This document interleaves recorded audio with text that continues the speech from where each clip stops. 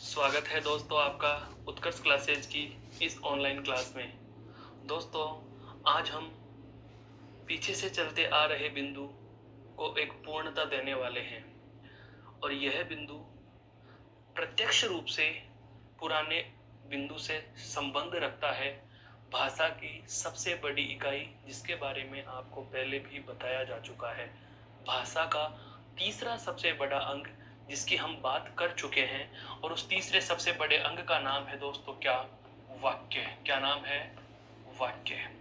इस वाक्य बिंदु में ही हमने क्या क्या पढ़ा? देखो, वाक्य की इसकी परिभाषा पढ़ ली स्वयं की। वाक्य की परिभाषा के पश्चात हमने इस वाक्य में क्या पढ़े? इसके प्रकार। क्या पढ़े? प्रकार। और प्रकार में हम क्या क्या पढ़ चुके? देखो, सबसे पहले हमने लिया क्या? प्रयोग व संरचना। प्रयोग व संरचना के आधार पर इसके हम 3 प्रकार पढ़ चुके हैं। कितने प्रकार पढ़ चुके? 3। कौन कौन से? साधारण, संयुक्त और मिश्र। साधारण, संयुक्त और मिश्र, इस प्रकार से हम वाक्य के 3 प्रकार पढ़ चुके। किसके आधार पर? प्रयोग व संरचना के आधार पर। उसके पश्चात की कक्षा में हमने जाना क्या? अर्थ के आधार पर वाक्य के भेद। किसके आधार पर? अर्थ के आधार पर। और कुल कितने प्रकारों की चर्चा की? 8 प्रकारों की चर्चा की। कुल कितने प्रकारों को हमने चर्चा में लिया दोस्तों? 8 प्रकारों को हम चर्चा में ले चुके थे। अब उन 8 प्रकारों के बाद ठीक पूर्व की कक्षा में हमारा बिंदु रहा था क्रिया के आधार पर वाक्य। कौन सा रहा? क्रिया के आधार पर वाक्य। इस बिंदु को हमने एक नया नाम दिया था, वह क्या था? वाच्य। क्या नाम था? वाच्य। ये सारी बातें हम पढ़ चुके हैं, लेकिन इसी वाक्य बिंदु से संबंध रखता हुआ अब एक और नया बिंदु हम जो अब पढ़ने जाएंगे, हम पढ़ने जा रहे हैं, जिसका नाम है क्या? वाक्य शुद्धि। बिल्कुल। वाक्य की परिभाषा और इसके प्रकार अपने आप में जितने महत्वपूर्ण है, उससे कहीं कहीं ज्यादा, उससे बहुत बहुत ज्यादा महत्वपूर्ण है आपके वाक्य का शुद्धिकरण। वाक्य का शुद्ध होना आवश्यक भी है, क्योंकि कहा जाता है भाषा के प्रयोग करने के तरीके से पता चलता है कि आदमी कितना सभ्य है।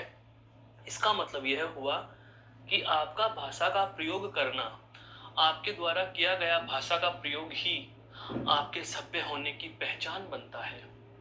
अब हम अगर सुनेंगे अशुद्ध तो सीखेंगे अशुद्ध, क्योंकि भाषा की सबसे बड़ी विशेषता क्या होती है? भाषा अनुकरण द्वारा सीखी जाती है।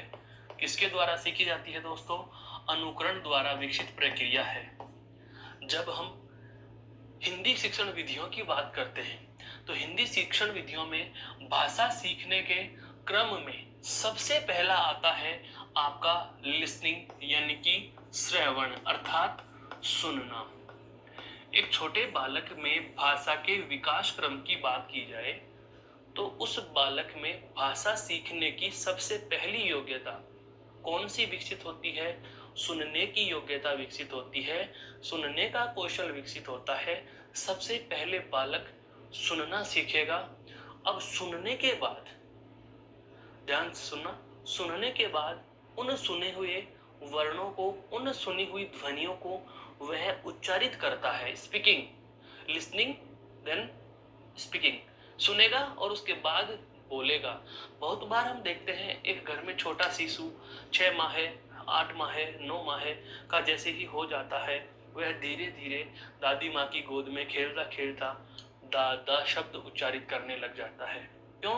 क्योंकि जब भी दादी माँ की गोद में बच्चा रहा, शिशु रहा, तो दादी ने कहा कि बेटा ऐसे बोल या बेटी ऐसे बोल, दादा दादा। बहुत बहुत बार यह शब्द उस छोटे से बालक के कानों में पड़ते हैं, सुनना या श्रवण कौशल उसका विकसित होता है। और इसके ठीक बाद की कड़ी, इसके ठीक बाद की कड़ी कौन सी? वदनम अर्थात बोलना। कौन सी दोस्तों? बोलना, यह योग्यता उस बालक में विकसित हो जाती है, अर्थात वह बोलने लग जाता है। ध्यान रखना, हम यहीं आ रहे हैं। अब यदि आप उस बालक को ऐसे माहौल में रख रहे हैं जहां वह अशुद्ध वाक्यों को या अशुद्ध भाषा के शब्दों को सुन रहा है, तो जाहिर सी बात है कल या परसों आने वाले दिनों में वह भी गलत उच्चारण ही करेगा। कहने का मतलब भाषा, वंश, कर्म और वातावरण, क्योंकि जिस प्रकार से व्यक्तित्व का विकास वंश, क्रम और वातावरण का गुणज माना जाता है, ठीक उसी प्रकार से भाषा भी एक व्यक्ति के वंश, क्रम और वातावरण पर निर्भर करती है। लेकिन महत्व की बात की जाए तो भाषा के विकास में वातावरण का बहुत महत्वपूर्ण योगदान होता है। किसका योगदान होता है? भाषा का महत्वपूर्ण योगदान होता है। और भाषा सबसे ज्यादा हम किससे सीख रहे हैं? अनुकरण द्वारा सीख रहे हैं। किससे सीख रहे हैं? अनुकरण द्वारा सीख रहे हैं। अब अनुकरण द्वारा सीख रहे हैं तो जाहिर सी बात है हम यह चाहते हैं कि हम शुद्ध बोलें। और हम शुद्ध कब बोलेंगे? जब हम शुद्ध सुनेंगे, और शुद्ध सुनेंगे तो उच्चारण भी हमारा क्या होगा? शुद्ध ही होगा। कहने का आशय यह हुआ कि आप या हम सब क्या करें? भरसक प्रयास यह करें, कोशिश यह करें कि शुद्ध वाक्यों का उच्चारण करें, वाक्य के शुद्ध रूप का उच्चारण करें, ताकि हम शुद्ध उच्चारण बोलें या शुद्ध वाक्य के रूप का उच्चारण करेंगे तो सुनेगा, जो सुनने वाला होगा वह भी शुद्ध सुनेगा। और यदि वह शुद्ध सुनेगा तो वह शुद्ध बोलेगा, वह शुद्ध लिखेगा। कहने का मतलब जैसा इनपुट डालोगे वैसा आउटपुट मिलेगा। फिर चाहे उसको मौखिक अभिव्यक्ति के रूप में उसको बोलना हो, चाहे उसे फिर लिखित अभिव्यक्ति उसे देनी हो। कहने का आशय यह है दोस्तों कि अगर आप या अगर मैं आज तक अशुद्ध वाक्य सुनता आ रहा होता तो जाहिर सी बात है आवश्यकता पड़ने पर मैं उस वाक्य को अशुद्ध रूप में ही बोलूंगा। यदि मुझे वह वाक्य लिखने को दिया जाए तो मैं उसके अशुद्ध रूप को ही लिखूंगा। तो माँ भाषा, या हम कहें एक संस्कारवान इंसान को जो बना देती है, जिसमें भाषा का सबसे बड़ा योगदान होता है, वह यह चाहती है कि मेरे शुद्ध रूप का प्रयोग किया जाना चाहिए। और इसी के चलते आज हम देखते हैं कि वाक्य का शुद्ध रूप क्या होगा, वाक्यों को शुद्ध कैसे किया जाएगा। तो दोस्तों आप समझ चुके होंगे इतने सारे वृत्तांत के बाद हमारा संकेत कौन से बिंदु की तरफ जा रहा है? वाक्य शुद्धि की तरफ। तो हेडिंग डाल लीजिए, बहुत अच्छा बिंदु हम शुरू करने जा रहे हैं। क्या? वाक्य शुद्धि। क्या दोस्तों? वाक्य शुद्धिकरण। चलो, यहां तक तो समस्या नहीं आई सर। क्यों समस्या ये इसलिए नहीं आई क्योंकि हम वाक्य शुद्धिकरण का नाम बहुत बार सुनते आए हैं। पर सवाल यह है कि भाई हम इसमें पढ़े क्या? वाक्य शुद्धिकरण में हम पढ़े क्या? तो ध्यान दीजिए, वाक्य शुद्धिकरण में क्या किया जाएगा दोस्तों? इसमें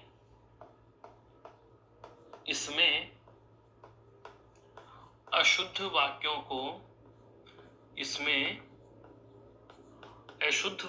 को शुद्ध किया जाएगा। क्या किया जाएगा भैया अपने द्वारा? इसमें अशुद्ध वाक्यों को क्या किया जाएगा? शुद्ध किया जाएगा। चलो ठीक है, हम अशुद्ध वाक्यों को शुद्ध कर लेंगे, हम बीमारी को ठीक करेंगे, लेकिन पहले पता तो हो कि बीमारी क्या है। बीमारी क्या है? हम जाते हैं चिकित्सालय में चिकित्सक महोदय के पास, और जाकर आप चुपचाप कुर्सी पर बैठ जाइए। क्या चिकित्सक महोदय हमें इलाज के लिए दवाइयां देंगे? नहीं देंगे। क्यों? उनको ये पता ही नहीं कि समस्या क्या है, बीमारी क्या है। तो पहले इलाज से हमें आवश्यक है कि हम क्या जाने? बीमारी जाने। क्या जाने? बीमारी जाने। कहने का मतलब वाक्य का शुद्ध कब करेंगे? जब हमें अशुद्धि का पता हो। किसका पता हो? जब हमें उसकी क्या पता हो दोस्तों? अशुद्धि पता हो। जब हमें उसकी अशुद्धि का पता हो। अर्थात वाक्य शुद्धिकरण के लिए पहले आवश्यक शर्त यह है दोस्तों कि आपको उस वाक्य में हो रही गलती या उस वाक्य में जो है अशुद्धि, उस अशुद्धि का पता होना चाहिए। मेरे कहने का आशय कुछ इस प्रकार से है कि आप वाक्य को शुद्ध तब करेंगे जब आपको पता है कि इस वाक्य में कमी क्या है, उस वाक्य में कमी क्या है। तो ध्यान दीजिए, हम क्या करते हैं, उसकी अशुद्धि की पहचान करते हैं। किसकी पहचान करते हैं? अशुद्धि की पहचान करते हैं। और दोस्तों अब मैं चलता हूं इस बिंदु को गति देते हुए कि अशुद्धियां जो होती हैं वो वाक्य में कितने प्रकार से होती है? 2 प्रकार से। तो अगला हमारा महत्वपूर्ण तथ्य जो निकल कर आ रहा है वह क्या आ रहा है साथियों, कि एक वाक्य में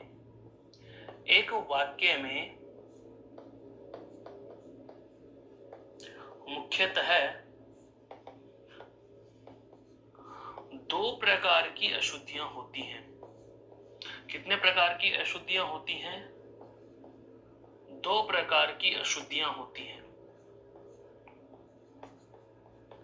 दोस्तों वाक्य शुद्धि के अंतर्गत हम 4 अशुद्ध उदाहरण लिख करके उनका शुद्ध रूप करके यह नहीं सीखेंगे।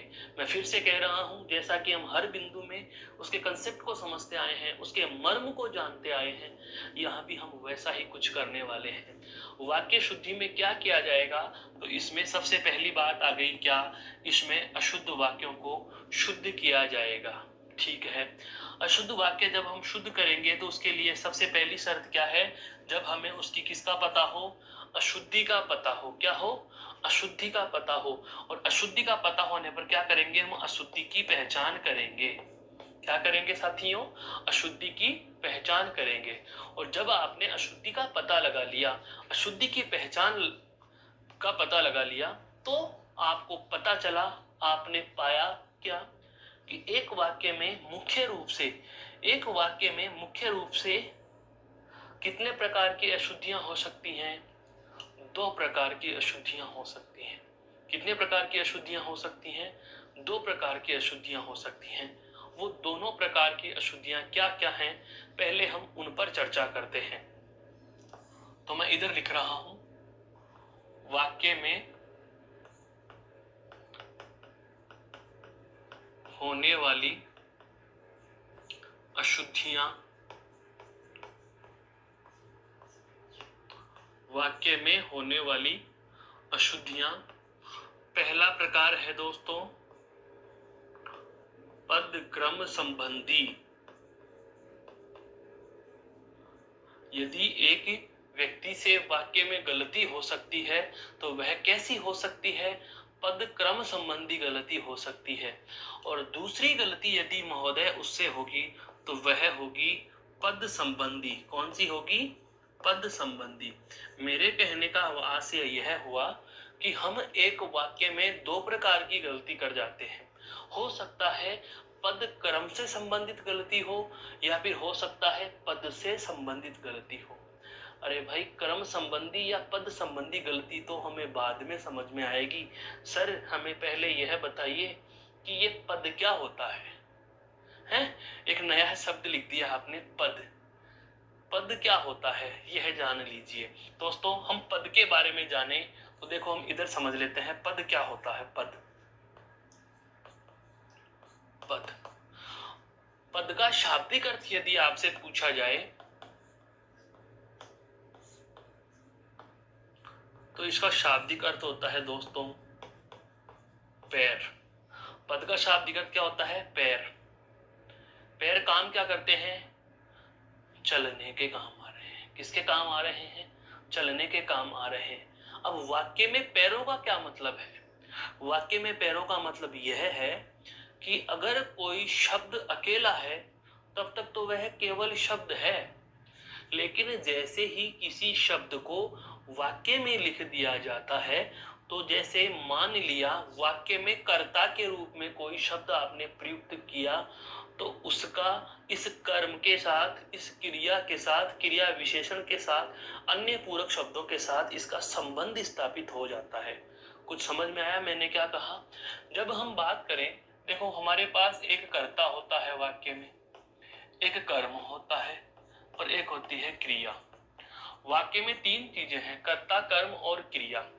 कर्ता के रूप में आपने लिखा है थोड़ी देर के लिए माना मोहन। क्या लिखा? मोहन। कर्म के रूप में लिख दिया पुस्तक, और क्रिया के रूप में लिख दिया पढ़ता है।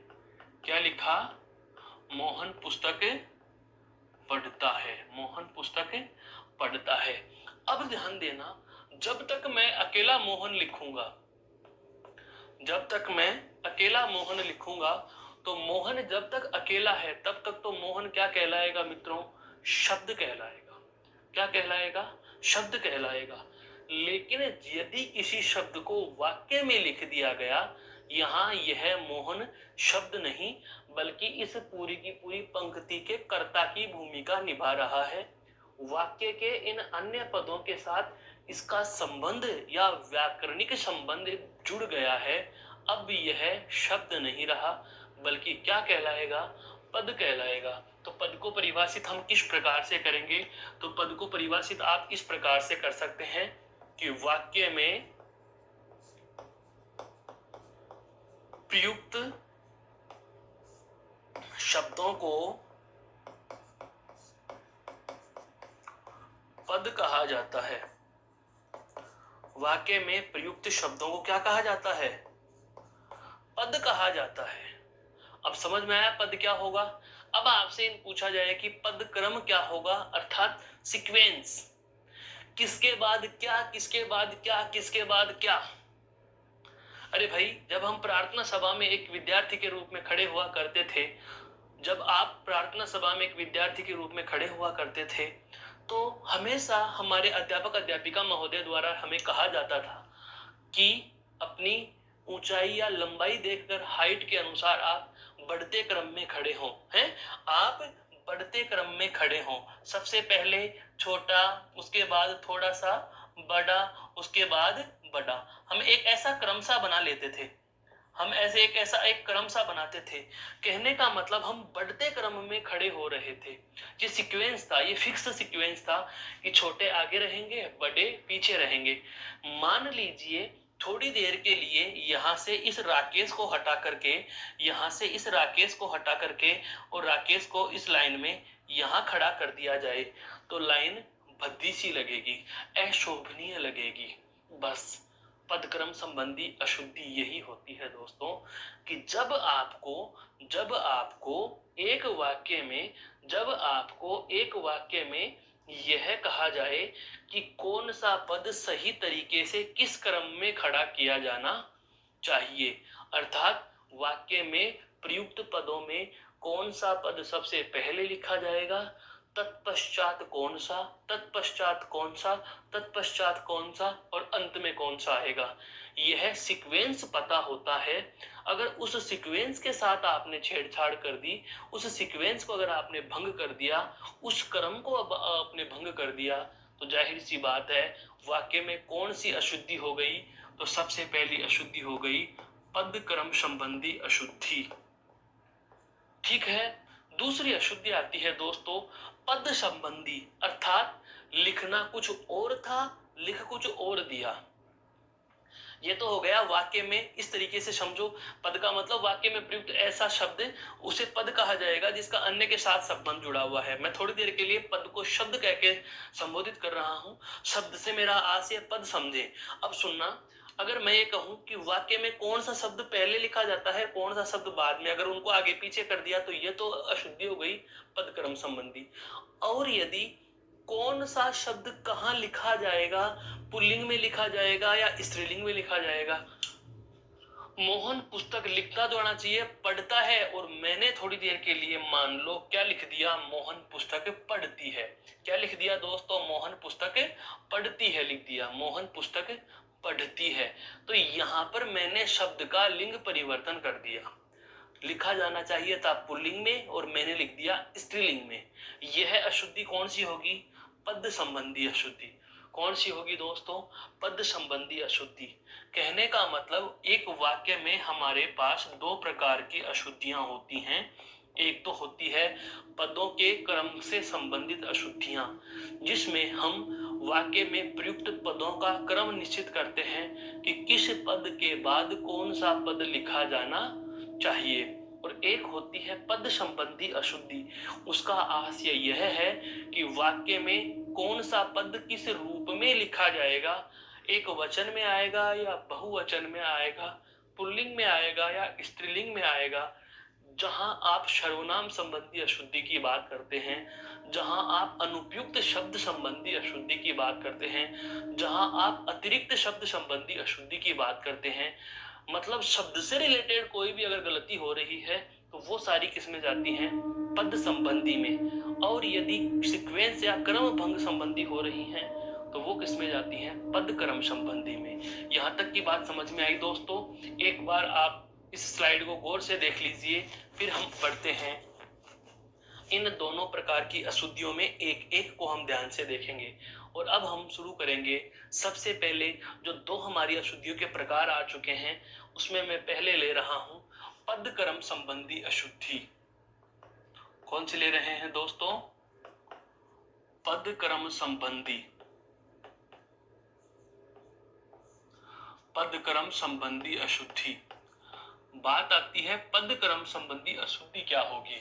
अब सुनो, पद क्रम संबंधी अशुद्धि के बारे में क्या होता है। हम इसमें इतनी सी बात ध्यान रखेंगे, क्या कि इसके अंतर्गत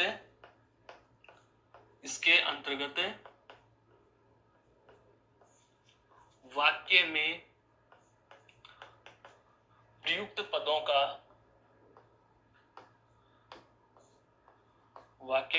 पदों का क्रम निश्चित किया जाता है।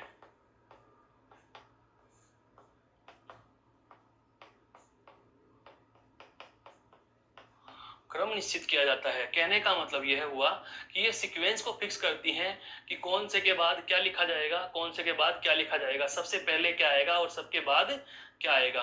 तो सबसे पहली बात, जो सबसे महत्वपूर्ण बात आ रही है, पदक्रम संबंधी अशुद्धि का मतलब यह है कि वाक्य में पदों का क्रम कैसे होगा। अब दोस्तों हम सीधे उदाहरणों पर नहीं जाएंगे। आप आज पहली बार ऐसा कुछ पढ़ने जा रहे हो जो बिल्कुल जीवन में नया है लेकिन बहुउपयोगी है। सबसे पहली बात, मैं वाक्य शुद्धि इसी तरीके से पढ़ाऊंगा। हम नियमों से इसको पढ़ेंगे। इसके सारे नियम बता देता हूं जो आज तक आपकी आंखों के समक्ष आए ही नहीं है। देखो, सबसे पहली बात, वाक्य के पदक्रम संबंधी अशुद्धि में सबसे पहले क्या है? पहला नियम है, पहली बात है, वाक्य में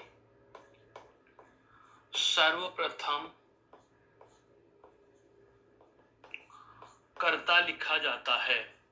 सीक्वेंस निश्चित कर रहे हैं कौन सी चीज कहां लिखी जाएगी। तो वाक्य में सबसे पहले क्या लिखा जाता है दोस्तों? कर्ता लिखा जाता है। वाक्य में सबसे पहले क्या लिखा जाता है दोस्तों? वाक्य में सबसे पहले कर्ता लिखा जाता है। क्लियर? अब नंबर 2, कर्ता के पश्चात क्या आएगा? तो देखो, दूसरी बात, कर्ता के बाद कर्म लिखा जाता है। कर्ता के बाद क्या लिखा जाता है दोस्तों? कर्म लिखा जाता है। शर्त क्या है? शर्त सुनना, यदि हो तो। यदि हो तो हो सकता है वाक्य अकर्मक क्रिया का हो, है, हमारे वाक्य में कर्म है ही नहीं तो लिखेंगे कहां से? समझ में आया? अगर वाक्य में कर्म है तो वह कहां लिखा जाएगा? कर्ता के बाद लिखा जाएगा। वाक्य में सबसे पहले कौन आ गया? कर्ता। कर्ता के बाद कौन आ गया? कर्म। कर्म के साथ शर्त क्या है? कर्म के साथ शर्त यह है कि वाक्य में कर्म होगा तो कर्ता के बाद आएगा, अगर नहीं है तो नहीं लिखेंगे। अभी मैं उदाहरण भी लूंगा, आगे बढ़ो एक बार। नंबर 3, कर्म के बाद क्रिया लिखी जाएगी। कर्म के बाद क्या लिखी जाएगी? क्रिया लिखी जाएगी। ये लो जी, ये तीसरी महत्वपूर्ण बात। कर्म के बाद क्या लिखी जाएगी? क्रिया लिखी जाएगी। अब एक चीज मुझे आप बताइए, वाक्य में सबसे पहले क्या लिखा आपने? कर्ता। कर्ता के पश्चात क्या आया? कर्म। कर्म के पश्चात क्या आ गई? क्रिया। वाक्य में सबसे पहले सूत्र कैसे बना? सूत्र बना करके लिख देते हैं इसका। सूत्र क्या बना? देखो दोस्तों, वाक्य में सबसे पहला क्या आया? कर्ता। कर्ता के बाद क्या आया? कर्ता के पश्चात क्या लिखा? कर्म, यदि हो तो। और कर्म के बाद क्या लिखा? कर्म के बाद क्या लिखी जाती है? क्रिया। एक फॉर्मूला हमारे पास पर प्राप्त हो गया। हम त्रिशब्द सूत्र यही तो पढ़ते हैं, कर्ता प्लस कर्म प्लस क्रिया। अगर आपने इनका क्रम आगे पीछे कर दिया, इनका यदि कर्म आगे पीछे कर दिया दोस्तों, तो वाक्य अशुद्ध हो जाएगा।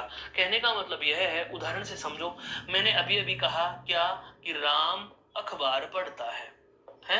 राम अखबार पढ़ता है। ये लो जी, राम अखबार पढ़ता है। अब इसको ऐसे लिखे, अखबार राम पढ़ता है, तो सुनने वाले के बात समझ में तो आ गई कि हमारे कहने का आशय क्या है। लेकिन वाक्य व्याकरणिक दृष्टि से क्या हो जाता है दोस्तों, अशुद्ध हो जाता है। क्यों? क्योंकि वाक्य में राम क्या है, वाक्य में राम क्या है दोस्तों, राम है वाक्य का कर्ता, पढ़ना क्या है उसकी क्रिया, पढ़ना क्या है क्रिया, और अखबार क्या है कर्म। हमारा त्रिभाषा सूत्र यही तो है, सबसे पहले कर्ता, कर्ता के पश्चात कर्म, कर्म के बाद क्या लिखी जाएगी, क्रिया।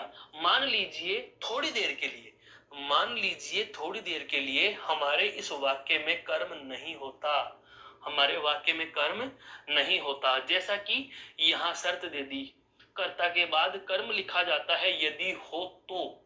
हमारे वाक्य में तो कर्म है ही नहीं, राम पढ़ता है, तो जाहिर सी बात है कर्ता के पश्चात सीधे ही क्या लिख देंगे, क्रिया लिख देंगे। कर्ता के पश्चात सीधे ही क्या लिख देंगे, क्रिया लिख देंगे। तो सूत्र भी क्या बन जाएगा, कर्ता प्लस क्रिया। ऐसा कब मिलता है, जब क्रिया अकर्मक हो, अर्थात वाक्य में कर्म प्रयुक्त न हो। लेकिन यदि वाक्य में कर्म आ जाए तो दोस्तों संरचना कुछ इस प्रकार से बनेगी। यह बात समझ में आई? केवल अभी 3 हुए हैं, बहुत सारे नियम हैं, 10 11 12 नियम हैं, उनकी हम सभी की चर्चा करने वाले हैं। एक बार इस स्लाइड को गौर से देख लीजिए, फिर बढ़ते हैं अगले नियम पर।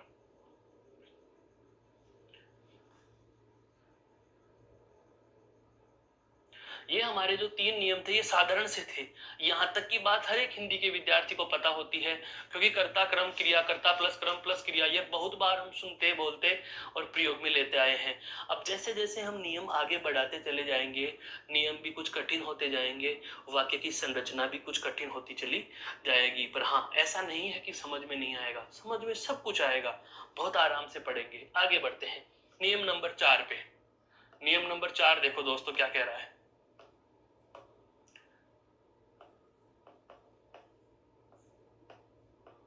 कर्ता का विस्तारक, वही बात क्या, यदि हो तो। कर्ता का विस्तारक, अभी बताऊंगा क्या होता है कर्ता का विस्तारक। कर्ता का विस्तारक कर्ता से पहले लिखा जाता है। कर्ता का विस्तारक कहां लिखा जाता है दोस्तों, कर्ता से पहले। मान लीजिए वाक्य में कर्ता का विस्तारक हो, ऐसे समझो कर्ता कौन है इस वाक्य में, कर्ता कौन है, राम। कर्ता कौन है, राम। अब राम का विस्तारक, विस्तारक का मतलब विस्तार करने वाला, विस्तारक शब्द को समझिए, विस्तारक। विस्तारक का मतलब क्या होता है, विस्तार क्या यानी करने वाला, विस्तार करने वाला, उसकी पहचान बताने वाला, अर्थात उसकी विशेषता बताने वाला, एज ए विशेषण आप समझ सकते हैं। यदि वाक्य में कर्ता का विस्तारक प्रयुक्त होता है तो वह कहां लिखा जाएगा, कर्ता से पहले लिखा जाएगा। ठीक है, अगले नियम, अगली बात क्या, कर्म का विस्तारक, कर्म का विस्तारक, यही शर्त यहां भी लगेगी क्या, यदि हो तो। यदि हो तो कर्म से पहले लिखा जाएगा, कर्म से ठीक पहले। पहले का मतलब तो कर्ता से पहले लिख दिया, तो वो तो कर्म से तो पहले ही हुआ ना, तो कर्म से ठीक पहले, ये बात ध्यान रखना, मतलब कर्म के जस्ट पहले आएगा, कर्ता के तो बाद में है लेकिन कर्म से ठीक पहले है। कर्म से ठीक पहले लिखा जाता है, ठीक पहले लिखा जाता है। 2 तथ्य हो गए। तीसरा अर्थात मूल नियम छठा, विस्तारक संबंधित तीसरा क्या, क्रिया का विस्तारक, क्रिया का विस्तारक यदि हो तो, यदि हो तो क्रिया से ठीक पहले लिखा जाएगा। दोस्तों ये तो बहुत महत्वपूर्ण 3 बातें आ गई। क्या क्या, कि जो जिसका विस्तारक है वह उससे पहले लिखा जाता है। लेकिन अब इतने सारे नियमों को हम एक सूत्र में बांधेंगे, तो इसका सूत्र क्या बनेगा वह देखो, काम की चीज यहां आएगी। अब सूत्र क्या बन रहा है, सबसे पहले क्या लिखा, कर्ता नहीं, अब क्या आएगा, कर्ता का विस्तारक आएगा। क्या आएगा दोस्तों, कर्ता का विस्तारक। उसके बाद वाक्य में क्या आएगा, कर्ता। अगर हम यहां तक की बात करें तो हमें यही पता चल रहा है कि वाक्य में सबसे पहले क्या लिखा जाता है, कर्ता।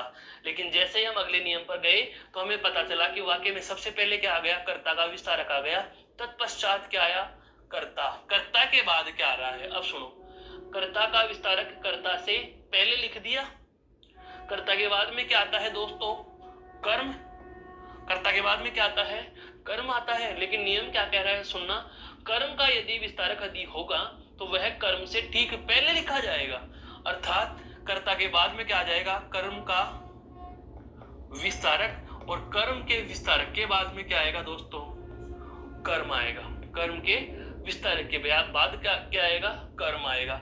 और हमें यह भी पता है, जैसा कि अभी अभी हमने पढ़ा, कि कर्ता, कर्ता के बाद कर्म, कर्म के बाद क्या लिखी जाएगी, क्रिया। कर्म के बाद क्या लिखी जाती है, क्रिया। लेकिन नियम ये क्या कह रहा है, क्रिया का विस्तारक यदि हो तो वह क्रिया से ठीक पहले होगा। इसका मतलब यहाँ पर क्रिया नहीं बल्कि क्या लिखा जाएगा, क्रिया का विस्तारक लिखा जाएगा। क्रिया का विस्तारक लिखेंगे और उसके बाद क्या लिखेंगे, क्रिया, और फिर होगा हमारा वाक्य पूरा। कुछ समझ में आया, कठिन कुछ नहीं है, आसानी से समझो इस बात को। हमें यह पता तो था पहले से भी, क्या क्या पता था, हमारे वाक्य में सबसे पहले कर्ता है, कर्ता के पश्चात कर्म है, और कर्म के पश्चात क्या है, क्रिया। हमने नई चीज क्या जोड़ी, नई चीज क्या जोड़ी, कर्ता से पहले हमने क्या ले लिया, कर्ता का विस्तारक। कर्म से पहले क्या ले लिया, कर्म का विस्तारक।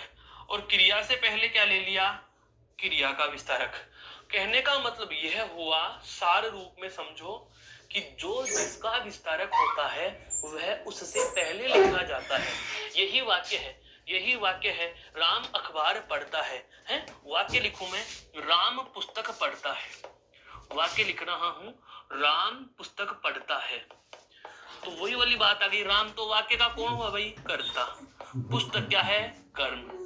पढ़ना क्या है, उसकी क्रिया। अब इसी वाक्य में हम विस्तारक जोड़े, हम इसी वाक्य में विस्तारक जोड़े। हमारा वाक्य क्या था, वाक्य हमारा कुछ इस प्रकार से था, क्या, राम अखबार पढ़ता है, राम अखबार पढ़ता है। समझ में आया। अब हम इसमें विस्तारक जोड़ते हैं। मैं कहूं राम अखबार पढ़ता है, मान लीजिए हमारी कक्षा में दो राम हो, एक राम है सोहन का मित्र, एक राम है श्याम का मित्र। आपने पूछा राम अखबार पढ़ता है, कौन सा राम, तो मैं या तो कहूंगा कि वह सोहन का मित्र है जो, या फिर क्या कहूंगा, जो श्याम का मित्र है जो। तो जो सोहन का मित्र या श्याम का मित्र लाइन आप बोलोगे वह उस राम की पहचान निश्चित करेगी, वह उस राम को विस्तार देगी कि राम कौन सा। तो यहां पर मैं लिखूं जैसे कि श्याम का भाई राम, श्याम का भाई राम हिंदी अखबार, कौन सा अखबार है, हिंदी अखबार है। और पढ़ना कैसे पढ़ता है भाई, रोज पढ़ता है, मैंने कह दिया रोज पढ़ता है। अब सुनना ध्यान से, पद परिचय लिखो दोस्तों। तो राम तो कौन था, वाक्य का कर्ता। अखबार क्या था, हमें पता है, कर्म। अखबार क्या था, हमारा कर्म था। अखबार क्या था, कर्म। और पढ़ना क्या है दोस्तों, क्रिया। पढ़ना क्या है, क्रिया। लेकिन अब ध्यान दीजिए, श्याम कौन सा, राम का भाई। श्याम कौन सा है, राम का भाई। इसका मतलब यह लाइन यहां से यहां तक इस कर्ता की पहचान निश्चित कर रही है, तो यह कहलाएगी कर्ता का विस्तारक। क्या कहलाएगी, कर्ता का विस्तारक कहलाएगी, कर्ता का विस्तारक। और कर्ता का विस्तारक कहाँ है, कर्ता से पहले लिखा हुआ है। कुछ समझ में आया। अखबार, कौन सा अखबार, हिंदी अखबार, ये हिंदी अखबार। यह कर्म की क्या कर रहा है, पहचान निश्चित कर रहा है, तो इसे आप कहेंगे कर्म का विस्तारक। इसे क्या कह देंगे दोस्तों, कर्म का विस्तारक। और ये कर्म का जो विस्तारक है वह हम कहाँ लिख रहे हैं? कर्म से पहले। आगे बढ़ो। कब पढ़ता है? रोज पढ़ता है। कालवाचक क्रिया विशेषण हुआ।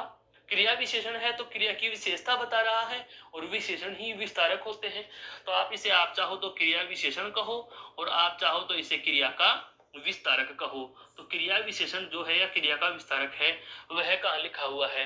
क्रिया से पहले लिखा हुआ है। कहाँ लिखा हुआ है? क्रिया से पहले लिखा हुआ है। समझ में आ रहा है? मजा भी आ रहा है? कितनी बेसिक बेसिक सी चीजें हैं पर नियम कितने खतरनाक इनके हैं कि वाक्य में सबसे पहले हमें अब तक 6 नियमों में 2 सूत्र पता चल चुके और यहाँ पर 6 नियम देखो। 3 तो बेसिक से। सबसे पहले कौन लिखा? सबसे पहले वाक्य में लिखा जाएगा कर्ता। कर्ता के पश्चात क्या लिखा? कर्म। कर्म के बाद क्या लिखी जाएगी? क्रिया। कर्ता, कर्म और क्रिया। फिर हमने आगे क्या देखा कि इन तीनों के यदि विस्तारक हो, कर्ता का विस्तारक, कर्म का विस्तारक और क्रिया का विस्तारक। कर्ता का विस्तारक कर्ता से पहले, कर्म का कर्म से पहले, क्रिया का क्रिया से पहले। समझ में आया? तो इन 6 नियमों को हम एक ही सूत्र में बांध चुके। क्या? सबसे पहले कर्ता विस्तारक, यदि नहीं होगा तो वाक्य कर्म से शुरू हो जाएगा। सपोज दैट थोड़ी देर के लिए मान लीजिए हमने फॉर्मूले में तो लिख दिया कर्ता विस्तारक प्लस कर्ता, फिर उसके बाद कर्म का विस्तारक, पर वाक्य में कर्म का कोई विस्तारक ही नहीं हो। जैसे थोड़ी देर के लिए मान लो वाक्य में यह हिंदी शब्द नहीं होता, यह हिंदी शब्द नहीं होता, तो लाइन क्या बन जाती? श्याम का भाई राम अखबार रोज पढ़ता है। अखबार रोजाना पढ़ता है या रोज पढ़ता है। तो हम यहाँ पर कर्म का विस्तारक नहीं है तो कर्म का विस्तारक नहीं है तो नहीं लिखेंगे। यदि हो तो इसका मतलब यही होगा, यदि होगा तो लिख देंगे, नहीं होगा तो नहीं लिखेंगे। यह बात आप शायद समझ चुके होंगे। इस स्लाइड को भी एक बार गौर से देख लीजिए। फिर बढ़ते हैं दोस्तों हम अगली बात पर, अगले नियम पर, अगले नियम पर।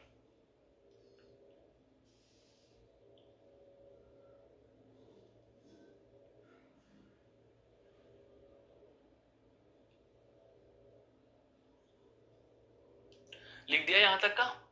ये तो बेसिक बेसिक से 6 नियम थे। अब अगला नियम, अगला नियम बहुत महत्वपूर्ण। क्या? अगली बात बहुत महत्वपूर्ण आ रही है। वो देखो कुछ इस प्रकार से है। नियम नंबर 7।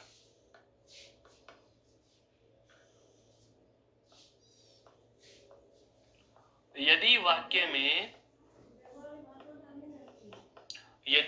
में संबोधन सूचक, अब तक हमें पता चला कि सबसे पहले क्या लिखा गया? कर्ता या कर्ता का विस्तारक। अब तक तो हम यही मान बैठे हैं और आगे जानो, देखो कितनी आश्चर्यचकित कर देने वाली चीज आ रही है। यदि वाक्य में संबोधन सूचक या विस्मयादि बोधक अव्यय शब्द हो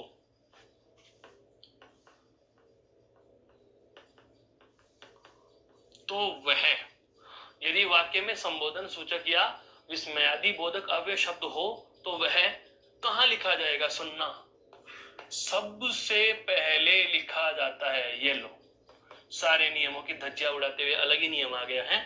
सबसे पहले लिखा जाता है। लेकिन एक चीज ये भी ध्यान रखना, यदि वाक्य में हो तो, यदि वाक्य में हो तो, अर्थात यदि वाक्य में संबोधन सूचक या संबोधन कारक या विस्मयादि बोधक अव्यय शब्द होता है तो वह कहां लिखा जाएगा? वह सबसे पहले लिख दिया जाएगा। कुछ समझ में आ रहा है? क्योंकि यहाँ पर हम यदि हो तो यह वाली बात पहले ले रहे हैं। यह वाली बात हम पहले इसलिए ले रहे हैं क्या? कि हमें पता होना चाहिए है, हमें पता होना चाहिए कि वाक्य में क्या दिया गया है? संबोधन सूचक शब्द दिया गया है, या फिर वाक्य में क्या दिया गया है? विस्मयादि बोधक अव्यय दिया गया है। जैसे जैसे अरे आप कब आए? आप कब आए? अरे आप कब आए? हैं? अरे आप कब आए? आश्चर्य हो रहा है, हैं? आश्चर्य हो रहा है। अरे आप कब आए? ये रहा विस्मयादि बोधक सूचक शब्द। अरे किसको कह रहे हैं? जो सामने बैठा है। अरे आप कब आए? अरे आप कब आए? जहां भी संबोधन सूचक शब्द हो या विस्मयादि बोधक। विस्मयादि बोधक का मतलब क्या होता है? आश्चर्य सूचक। क्या होता है दोस्तों? आश्चर्य सूचक शब्द। तो विस्मयादि बोधक अर्थात विस्मय आदि का बोध कराने वाला। विस्मयादि बोधक का मतलब क्या होता है? विस्मय आदि का बोध कराने वाला, अर्थात आश्चर्य आदि का बोध कराने वाला अव्यय शब्द हो तो वह कहाँ लिखा जाएगा? वह सबसे पहले लिख दिया जाएगा। वो कर्ता वर्ता सबसे ही पहले आ गया। अगर विस्मयादि बोधक अव्यय है, याद करिए वो ऐतिहासिक दिन जिस समय हम अव्यय पढ़ रहे थे और मैंने बताए थे विकार्य अव्यय शब्दों में संबंध बोधक, समुच्चय बोधक और विस्मयादि बोधक। कि विस्मयादि बोधक होता है वाक्य के आरंभ में, संबंध होता है एक ही वाक्य के मध्य, और समुच्चय बोधक होता है दो उपवाक्यों के मध्य। वो ये वाली लाइन यहाँ आ रही है दोस्तों, कोई अलग चीज नहीं बता रहा हूं। ये वो सब बातें हैं जिनको हम पहले भी प्रत्यक्ष रूप से जान चुके थे, या कहीं ना कहीं मेरे मुख से निकली हैं, कहीं ना कहीं आपके जहन में ये बातें आई हैं। लेकिन आज हम इनको एक सूचीबद्ध रूप में लिपिबद्ध कर रहे हैं, एक सही तरीके से व्यवस्थित क्रम से पढ़ रहे हैं कि ये बातें भी हमें पता होनी चाहिए। क्या कि वाक्य में यदि संबोधन सूचक या आश्चर्यचकित कर देने वाला अव्यय कोई शब्द हो तो उसे हम सबसे पहले लिख देंगे। उसे अरे आश्चर्य का बोलो, अरे वाह, अरे है ओ, ये सारे के सारे शब्द वाक्य में सबसे पहले आएंगे। क्योंकि जब भी कभी हमें आश्चर्य होगा तो सबसे पहले आश्चर्य होता है, तत्पश्चात कोई बात निकलती है। ऐसे नहीं होगा, आप ऐसे थोड़ी बोलोगे कि हम घर गए या किसी ऐसे व्यक्ति को देख लिया जिसके आने की हमें उम्मीद नहीं थी, हमें उसको देख करके आश्चर्य होता है या उनको देख कर आश्चर्य होता है, तो आप ऐसे कर दोगे क्या?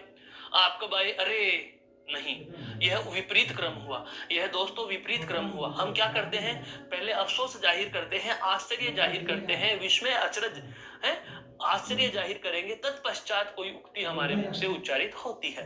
तो यहाँ वाली बात समझ में आई। अगली बात पर चलते हैं, अगले नियम पर चलते हैं। देखो अगला नियम बहुत ही अच्छा है। क्या? एक तो होती है व्यक्ति की योग्यता दोस्तों, एक होती है क्या? उपाधि। योग्यता और उपाधि, इन दोनों में क्या अंतर है पहले तो यह जान लीजिए। हाँ, योग्यता हासिल करता है, उपाधियां धारण की जाती हैं। योग्यता हम 10वीं पास हैं, हम 12वीं पास हैं। उपाधि हमें पदवी मिली हुई है, हमें पदवी मिली हुई है, हम अध्यक्ष बने हुए हैं तो अध्यक्ष की पदवी मिल गई है, हमने पीएचडी कर रखी है, हमने डॉक्टरेट कर रखी है, डॉक्टर की हमें उपाधि मिली हुई है। तो पदवी या उपाधि, आप चाहे तो इसको यह भी कह सकते हो क्या? व्यवसाय सूचक शब्द। क्या कह सकते हो इसको? व्यवसाय सूचक शब्द। व्यवसाय सूचक शब्द। एक व्यक्ति के नाम के साथ उसकी योग्यता और उसकी उपाधियां दोनों एक साथ लिखनी हो, ध्यान से समझना। योग्यता भी लिखनी है और उसकी उपाधि भी लिखनी है, तो कैसे लिखना होगा? ध्यान रखना, योग्यता उपाधि किसी नाम के साथ लिखनी हो, किसी नाम के साथ लिखी जाए, किसी नाम के साथ लिखनी हो तो, किसी नाम के साथ लिखनी हो तो ध्यान देना, अब बहुत महत्वपूर्ण बात आ रही है। हाँ, क्या? उपाधि व्यक्ति के नाम से पहले वह योग्यता व्यक्ति के नाम के बाद लिखी जाएंगी।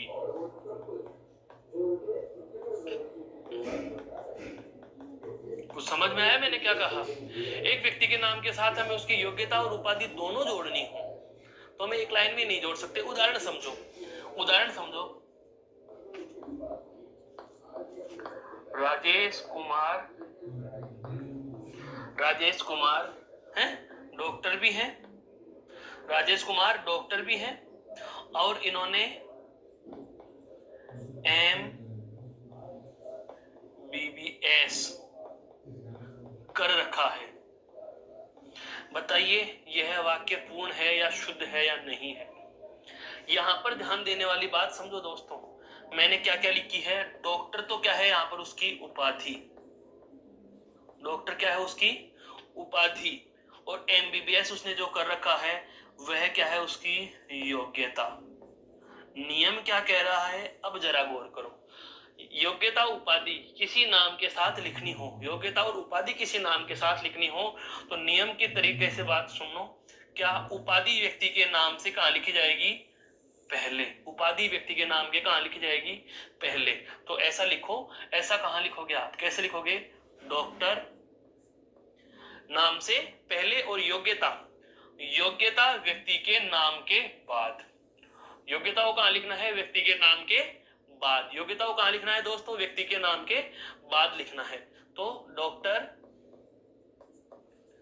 राजेश कुमार, उपाधि आ गई, व्यक्ति का नाम आ गया, व्यक्ति के नाम के बाद, व्यक्ति के नाम के बाद उसकी क्या लिखी जाएगी, योग्यता। अब आप इसमें क्या लिखोगे, एम बी एस। समझ में आया दोस्तों कैसे लिखना है। कहने का मतलब यह हुआ कि यदि व्यक्ति के उसकी योग्यता के साथ उसका व्यवसाय सूचक शब्द लिखना हो तो सदैव ध्यान रखना व्यवसाय सूचक शब्द व्यक्ति के नाम से पहले आता है। व्यवसाय सूचक शब्द, जैसे कोई पुजारी जी हैं तो हम उनको बोलते हैं महंत श्री, है, कोई अध्यक्ष है तो अध्यक्ष महोदय, कोई प्राचार्य है तो प्राचार्य महोदय। इसका मतलब यह हुआ कि जो उपाधि उनको मिली हुई है प्रधानमंत्री, समझ में आया, राष्ट्रपति श्री, इसका मतलब जो भी उनकी उपाधियां हैं या जो भी उनकी पदवियां हैं, जो भी उनकी जो व्यवसाय सूचक शब्द हैं वो व्यक्तियों के नामों से पहले और योग्यताएं उस व्यक्ति के नाम के पश्चात लिखी जाती हैं। यह महत्वपूर्ण नियम मैंने आपके समक्ष रखा है। जो एक तो था कौन सा, संबोधन सूचक या विस्मयादि सूचक शब्द से संबंधित, और एक हमारा आया योग्यता और उपाधि के संबंधित। इन दोनों को एक बार और गौर से देख लीजिए। फिर चलते हैं हम अगली बात पर, अगले नियम पर, अगले तथ्य पर। दोस्तों अब तक हो गए हमारे 8। अब चलते हैं अगला तथ्य क्या कह रहा है। देखो इस प्रकार से कुछ अगला 9 नंबर, यदि वाक्य में द्विकर्मक क्रिया हो, गौर से सुनते चलो, यदि वाक्य में क्या हो, द्विकर्मक क्रिया हो। अब पहले इसको अलग से जानो, द्विकर्मक क्रिया क्या होती है। तो हम बात करते हैं क्रिया की। क्रिया को किसके आधार पर, कर्म के आधार पर। कर्म के आधार पर दोस्तों कितने भागों में बांटा गया, तो कर्म के आधार पर 2 भेद। कितने भेद, 2 भेद। 2 भेद कौन कौन से, एक नाम आता है अकर्मक क्रिया और एक नाम आता है भाई सकर्मक क्रिया। यहां तक तो समस्या नहीं आई। एक नाम आया अकर्मक और एक नाम क्या गया, सकर्मक। फिर इस सकर्मक क्रिया को भी हम पुनः 2 भागों में बांटते हैं। सकर्मक क्रिया को भी हम पुनः कितने भागों में बांटते हैं, 2 भागों में। एक नाम आता है एक कर्मक क्रिया और एक नाम आता है द्विकर्मक क्रिया। कुछ समझ में आया मैं क्या कहना चाह रहा हूं, कि जब द्विकर्मक क्रिया वाक्य में दी जाती है तो द्विकर्मक क्रिया वाली वाक्य में कर्म कितने होंगे, 2 कर्म होते हैं। कितने कर्म होते हैं दोस्तों, 2 कर्म होते हैं। और यह तो आपको बहुत पहले से ही पता है कि जब द्विकर्मक क्रिया में 2 कर्म होते हैं तो एक मुख्य कर्म होता है और दूसरा गौण कर्म होता है। दूसरा गौण कर्म होता है। दूसरा गौण कर्म होता है। पुनः सुनिए मेरी पूरी बात को। यदि वाक्य में द्विकर्मक क्रिया होगी तो सबसे पहली शर्त है कि वो सकर्मक तो होगी ही। सकर्मक क्रिया के 2 भेद हैं। सकर्मक क्रिया के 2 भेद कौन कौन से हो गए, तो सकर्मक क्रिया के 2 भेदों में एक नाम आपके समक्ष कौन सा आया है, एक कर्मक। दूसरा नाम आपके समक्ष कौन सा आया है, द्विकर्मक। कौन सा आया है दोस्तों, द्विकर्मक। नियम क्या कह रहा है वो सुनना, कि जब द्विकर्मक क्रिया वाला वाक्य होगा तो वाक्य में कर्म कितने होंगे, तो वाक्य में कर्म कितने होंगे दोस्तों, 2 कर्म कितने होंगे, 2 कर्म होंगे। अब इन 2 कर्मों में एक तो कैसा होगा, मुख्य कर्म, एक कैसा होगा, गौण कर्म। अब बात यह आती है कि एक मुख्य कर्म होता है, एक गौण कर्म होता है, तो वाक्य में पहले कौन आए बाद में कौन आए। कुछ समझ में आया, कुछ समझ में आया। एक उदाहरण से समझो इसको। उदाहरण से ऐसे समझो, माना कि मैंने लिखा क्या,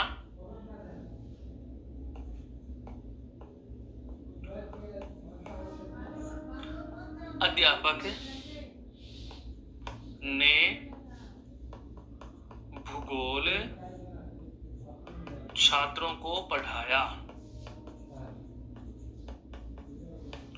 अध्यापक ने भूगोल छात्रों को पढ़ाया। ध्यान से सुनना, अब इसको बहुत अच्छे से समझो। इसको पढ़ाना क्या है? अध्यापक महोदय की क्रिया। अध्यापक ने विभक्ति है तो अध्यापक ने, अर्थात यहाँ पर अध्यापक कौन है? कर्ता। क्या पढ़ाया दोस्तों? भूगोल पढ़ाया, ये कर्म है।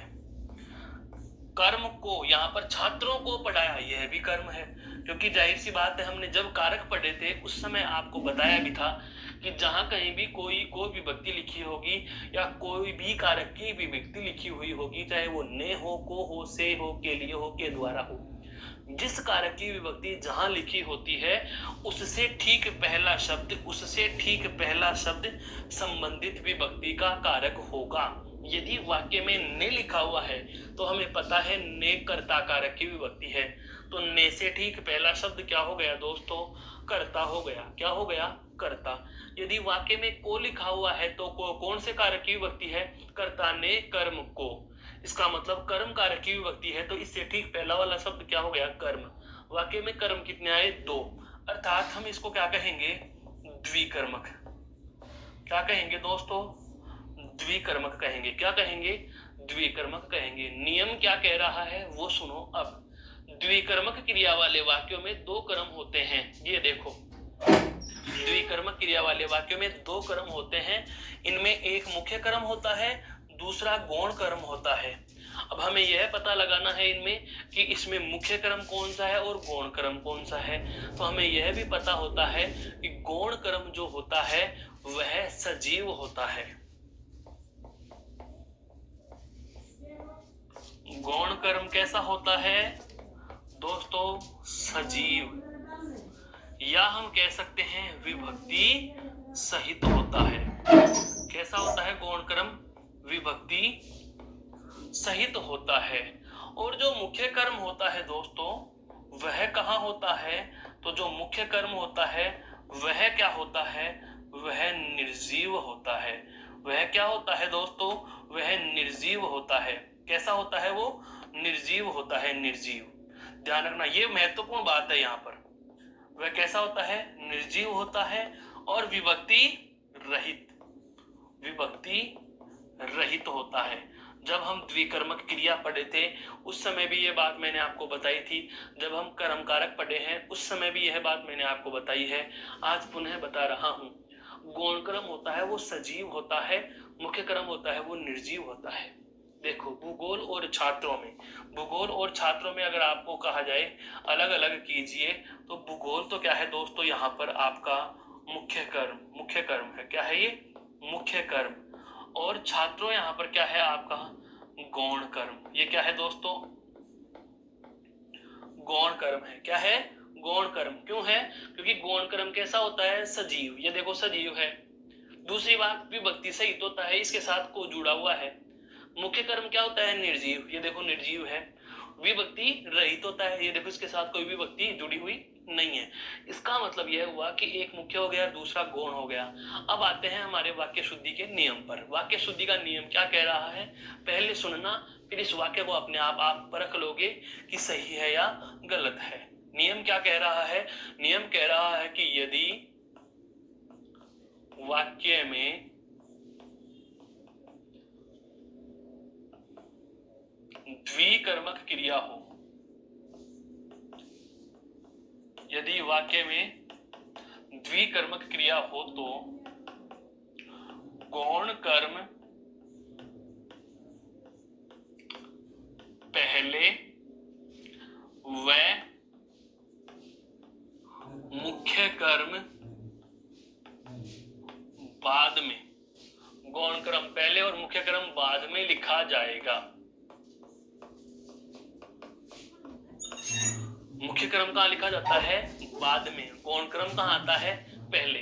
गौण क्रम यहाँ पर कहाँ लिखा हुआ है? बाद में। और आना कहाँ चाहिए था? पहले। गौण क्रम पहले।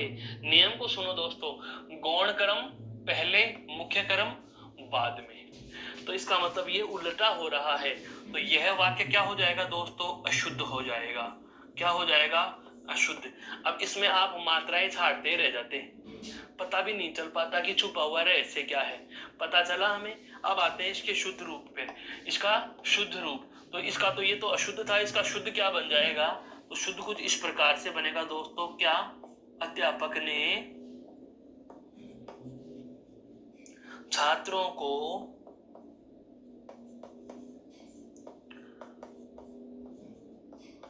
भूगोल पढ़ाया।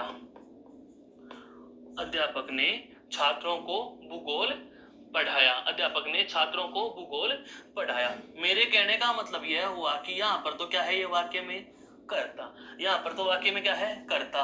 ये भी दोस्तों क्या है यहाँ, कर्म। ये भी क्या है दोस्तों यहाँ पर, कर्म। और पढ़ाना क्या है यहाँ पर, क्रिया। पढ़ाना क्या है दोस्तों यहाँ पर, क्रिया। अब हमें पता चल गया कि गौण कर्म कहाँ आना चाहिए, पहले। गौण कर्म कैसा होता है, सजीव। तो ये देखो, ये गौण कर्म ही है, और ये कौन सा हो गया, मुख्य कर्म। तो आप ये कह सकते हो कि यह वाक्य का कैसा रूप है, तो यह वाक्य का शुद्ध रूप है दोस्तों। समझ में आया? कुछ समझ में आया? मेरे कहने का आशय यही है साथियों कि यदि वाक्य में द्विकर्मक क्रिया दी गई है, यदि आपके वाक्य में द्विकर्मक क्रिया दी गई है, तो जाहिर सी बात है द्विकर्मक क्रिया के साथ दो नाम हमारे साथ आ जाते हैं। दो नाम हमारे साथ कौन कौन से आ जाते हैं कि एक तो आता है मुख्य कर्म का और एक आता है गौण कर्म का। हमें यही पहचानना है कि गौण कर्म कहाँ आएगा, मुख्य कर्म कहाँ आएगा। वाक्य दिखने में पूरा शुद्ध दिख रहा था, लेकिन कितनी बड़ी गलती हो रही है, वाक्य के पदों का क्रम आगे पीछे कर दिया गया। यह थी आपके द्विकर्म क्रिया के गौण कर्म और मुख्य कर्म से संबंधित बात। इसको एक बार गौर से देख लीजिए, फिर चलते हैं हम अगली बात पर।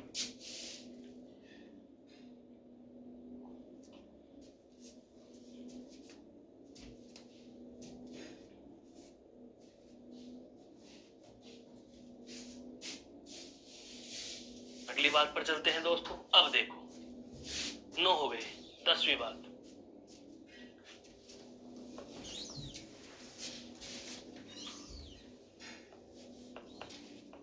पहले नियम लिख लेते हैं, उसके बाद उदाहरण की बात करेंगे।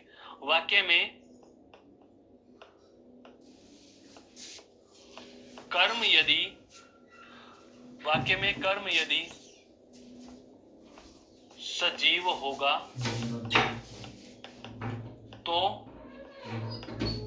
विभक्ति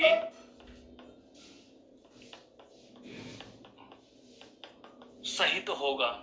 अगर वाक्य में सजीव कर्म है तो विभक्ति सहित होगा।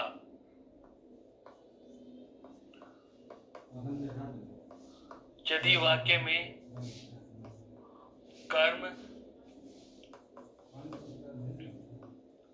निर्जीव है, यदि वाक्य में कर्म कैसा है, निर्जीव है, तो विभक्ति रहित होगा। कहने का मतलब सजीव सहित है, निर्जीव रहित है। सजीव सहित है, सजीव सास सहित है, सजीव विभक्ति सहित है और निर्जीव रहित है। लेकिन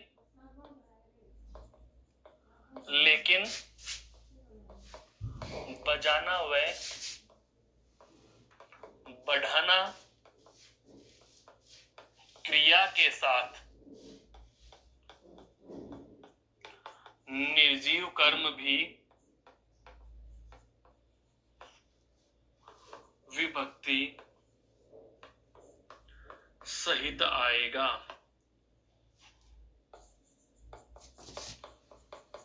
बेसिक सी बात तो ऊपर दोनों आ गई। यदि कर्म सजीव है तो विभक्ति सहित होगा। जैसे राम ने रावण मारा, तो ये तो वाक्य क्या हो जाएगा दोस्तों, अशुद्ध। इसका शुद्ध रूप क्या होगा, ये तो क्या हो जाएगा दोस्तों, अशुद्ध हो जाएगा। क्यों? क्योंकि यहां पर कर्म क्या है, सजीव, तो विभक्ति सहित होना चाहिए। शुद्ध क्या बनेगा, राम ने रावण को मारा। राम ने रावण को मारा, विभक्ति भी इसके साथ आएगी। यह क्या हो जाएगा, इसका शुद्ध रूप है। लेकिन अब मैं इसी से संबंधित और बात करूं,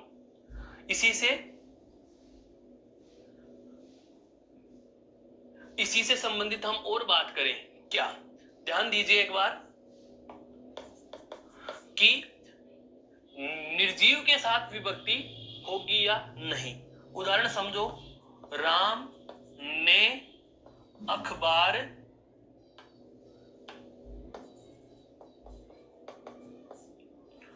को पढ़ा, राम ने अखबार को पढ़ा, राम ने अखबार को पढ़ा। अब यहां पर यह वाक्य क्या हो जाएगा दोस्तों, अशुद्ध हो जाएगा। क्यों हुआ अशुद्ध, वह भी जान लीजिए। अशुद्ध ये इसलिए हो गया, नियम क्या कह रहा है, वाक्य में कर्म निर्जीव हो तो विभक्ति रहित होगा। यहाँ पर कर्म क्या है, अखबार, अखबार है तो यहाँ पर को विभक्ति का प्रयोग नहीं होना चाहिए। वाक्य शुद्ध क्या बनेगा, राम ने अखबार पढ़ा, राम ने अखबार पढ़ा। ये क्या हो गया, इसका शुद्ध रूप हो गया। यह क्या हो गया, इसका शुद्ध रूप हो गया। नियम क्या कह रहा है, लेकिन बजाना व बढ़ाना क्रिया, बजाना और बढ़ाना क्रिया। उदाहरण देखना, राम ने ढोल बजाया। बहुत बार यह वाक्य लिखा हुआ मिल जाता है, राम ने ढोल बजाया, और इस वाक्य को हम शुद्ध समझ बैठते हैं, लेकिन वास्तव में यह अशुद्ध है। अशुद्ध क्यों है, बजाना क्रिया के साथ निर्जीव कर्म भी विभक्ति सहित आता है। तो वाक्य क्या लिखा जाएगा, राम ने ढोल को बजाया, राम ने ढोल को बजाया। इसमें इसको क्या कहोगे आप दोस्तों, शुद्ध कहोगे। क्या कहोगे, शुद्ध कहोगे। है, राम ने झगड़ा बढ़ाया, राम जैसे आया वो झगड़ा बढ़ गया, राम ने झगड़ा बढ़ाया। हम सीधे से बोल देते हैं कि मोहन ने झगड़ा बढ़ाया, लेकिन ध्यान रखना दोस्तों, यह वाक्य भी क्या है, अशुद्ध है। क्यों अशुद्ध है, क्योंकि इस वाक्य में हम बढ़ाना क्रिया के साथ निर्जीव कर्म भी विभक्ति सहित लिखेंगे। तो वाक्य क्या हो जाएगा, राम ने झगड़े को बढ़ाया, राम ने झगड़े को बढ़ाया। यह हो गया दोस्तों इस वाक्य का शुद्ध रूप। और अब तक हम वाक्य शुद्धि के कितने नियमों से परिचित हो चुके हैं, 10 नियमों से परिचित हो चुके हैं। लेकिन अभी यह बात पूरी नहीं हुई है। अगली कक्षा में, कल की कक्षा में हम इनको और जारी करेंगे, अनवरत आगे बढ़ेंगे। तब तक के लिए आप इनको देखिए, सीखिए और उदाहरणों का अभ्यास कीजिए। जय हिंद, जय भारत, धन्यवाद, नमस्कार दोस्तों।